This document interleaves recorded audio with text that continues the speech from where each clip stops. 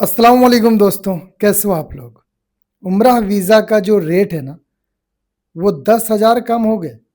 जो स्टार्टिंग में रेट था 90 दिन का इंडिविजुअल उम्राह वीज़ा, वो समझो 10,000 रुपये कम हो गया।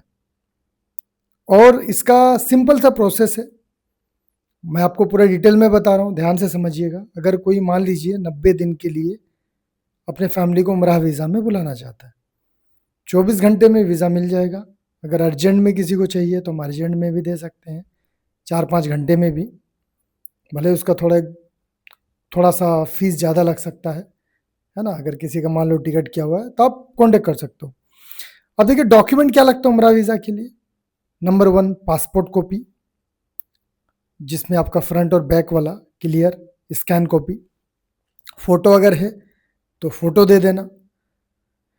ये 2 चीज़ आपका। सऊदी में जो है उनका इकामा, नेशनल एड्रेस जहाँ पे वो रहते हैं, ये सऊदी पोस्ट से निकल जाएगा। और अबशर से जो लिंक वाला मोबाइल नंबर है, वो नंबर चाहिए। बस इतने डॉक्यूमेंट, ये सब आप भेजोगे। ये भेजने के बाद हम अप्लाई करेंगे। अप्लाई करने के बाद आपको रिक्वेस्ट जाएगा। रिक्वेस्ट आपको कहाँ आता है? अबशर में, अदर सर्विस में, सर्विस, फिर अदर सर्विस, कबूल रिक्वेस्ट, वहाँ से आपको एक्सेप्ट करना है। एक्सेप्ट कर लीजिएगा।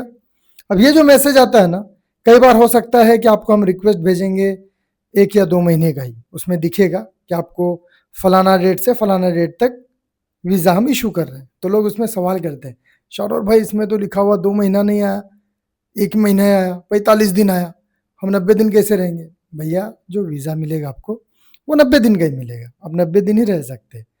ये अबशर रिक्वेस्ट वाला समझो एक फॉर्मेलिटी है, डोंट वरी। ये हो गया। मार्केट में एक चीज़ और चल रहा है, कोई शॉर्ट स्टे का वीज़ा दे रहा, 15 दिन का, 20 दिन का, 30 दिन का, 45 दिन का, आप लोग भी जान रहे होंगे। तो क्या उम्रा वीज़ा ऐसा आया है क्या कि 15 दिन का निकल रहा हो या 20 दिन का? नहीं भाई, उम्रा वीज़ा 90 दिन का ही है।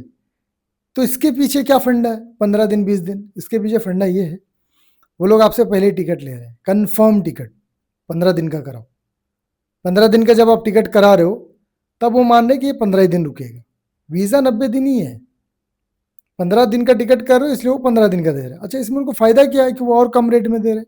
फ़ायदा है, अभी उम्राह कंपनी को कोटा मिला हुआ है, एक नंबर मिला हुआ है। जैसे एग्जाम्पल पे समझा रहा हूँ, अगर मान लो 15,000 का कोटा है कि आप पूरे साल में 15,000 ही वीज़ा दे सकते हो, एक एग्जाम्पल दे रहा हूँ, तो कंपनी को बोलेगी हज मिनिस्ट्री कि वन टाइम में 15,000 लोग ही आपका सऊदी में रह सकते, 15,000 से ज़्यादा नहीं।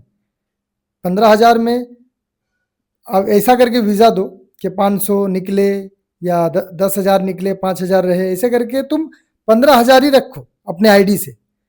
इसलिए कंपनी वाले बोलते हैं कि अगर 15 दिन का अगर कोई ट्रिप में जा रहे हैं तो कम टाइम में लोग वापस आ जा रहे हैं, एग्जिट कर जा रहे हैं, तो उनका कोटा बढ़ जा रहा है और मिल रहा है ऑप्शन उनको।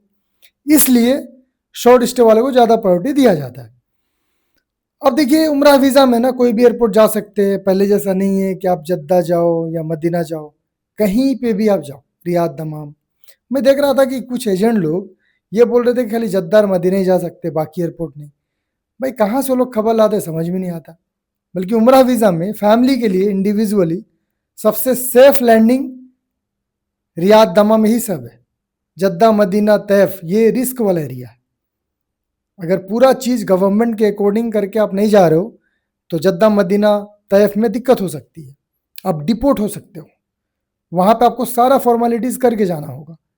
आपका ट्रांसपोर्टेशन नुसू के अकॉर्डिंग, आपका होटल वाउचर नुसू के अकॉर्डिंग, ये सब देखेंगे वो लोग, देख भी सकते हैं क्योंकि वहाँ नुसुक वाले रहते हैं, नुसुक का टीम रहता है। बाकी एयरपोर्ट में रियाद, दमाम में कहाँ रहता है? नहीं रहता है। तो वहाँ पे सेफ है। तो किसी को भी अगर चाहिए भाई 90 दिन का उम्रा वीज़ा, फास्ट सर्विस हमारा इंशाल्लाह, आप में से किसी ने अगर सर्विस लिया तो कमेंट कीजिएगा, तो आप मुझे मेरे टीम को कॉन्टेक्ट कर सकते हो। इस वीडियो में इतना ही, अपना ख्याल रखें। Thank you so much for watching.